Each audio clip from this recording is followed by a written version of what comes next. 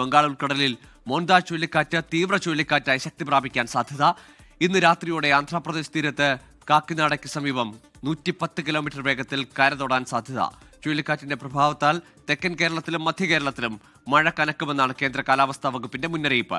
MG പ്രതീക്ഷ ചേരുന്നുണ്ട് വിശദാംശങ്ങളുമായി. പ്രതീക്ഷ, ഏതായാലും ഈ മൊന്ത കരയിലേക്ക് കാഞ്ഞടിക്കുമ്പോൾ കേരളത്തിലും കോരിച്ചൊരിയുമെന്ന് നേരത്തെ തന്നെ മുന്നറിയിപ്പുണ്ടായിരുന്നു.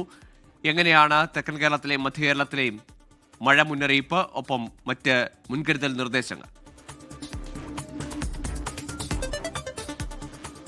ഗോകുൽ, വരും മണിക്കൂറുകളിൽ സംസ്ഥാനത്ത് ഒറ്റപ്പെട്ട ശക്തമായ മഴ തുടരുമെന്നതാണ് കാലാവസ്ഥാ കേന്ദ്രം അറിയിച്ചിരിക്കുന്നത്. പ്രധാനമായും തെക്കൻ കേരളത്തിലും മധ്യ കേരളത്തിലുമായിരിക്കും മഴ കൂടുതൽ ശക്തമാകുന്നത്. തിരുവനന്തപുരം, കൊല്ലം, പത്തനംതിട്ട, ആലപ്പുഴ, കോട്ടയം, എറണാകുളം, ഇടുക്കി ജില്ലകളിലാണ് നിലവിൽ മഴ മുന്നറിയിപ്പ് പ്രഖ്യാപിച്ചിട്ടുള്ളത്. ഈ ജില്ലകളിൽ നിലവിൽ ശക്തമായ മഴയ്ക്കുള്ള യെല്ലോ മുന്നറിയിപ്പാണ് കാലാവസ്ഥാ വകുപ്പ് പുറപ്പെടുവിച്ചിട്ടുള്ളത്. ഒപ്പം ഈ തീരമേഖലയിലും മലയോര മേഖലയിലും പ്രത്യേക ജാഗ്രത പാലിക്കണമെന്ന നിർദ്ദേശം.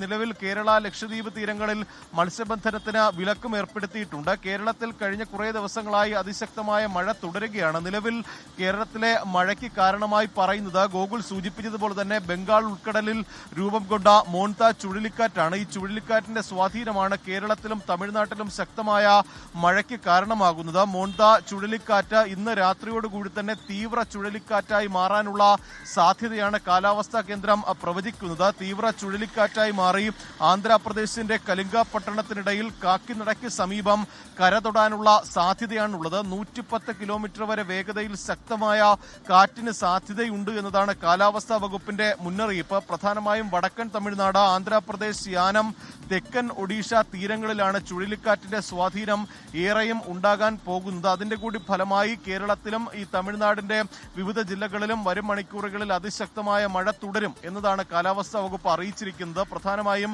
മലയോര മേഖലകളിലുള്ളവർ ജാഗ്രത പാലിക്കണം. യെല്ലോ അലർട്ട് ആണെങ്കിൽ പോലും ഓറഞ്ച് അലർട്ടിന് സമാനമായ ജാഗ്രത പാലിക്കണമെന്ന മുന്നറിയിപ്പാണ് നൽകിയിട്ടുള്ളത്. ഗോകുൽ, ശരി, MG പ്രതീക്ഷയാണ് വിശദാംശങ്ങൾ നൽകിയത് കാലാവസ്ഥാ മുന്നറിയിപ്പ് സംബന്ധിച്ച്. ഏതായാലും കേരളത്തിൽ, തെക്കൻ കേരളത്തിലും മധ്യ കേരളത്തിലും കനത്ത മഴയ്ക്ക് സാധ്യത വരും മണിക്കൂറിലെന്നാണ് അറിയുന്നത്.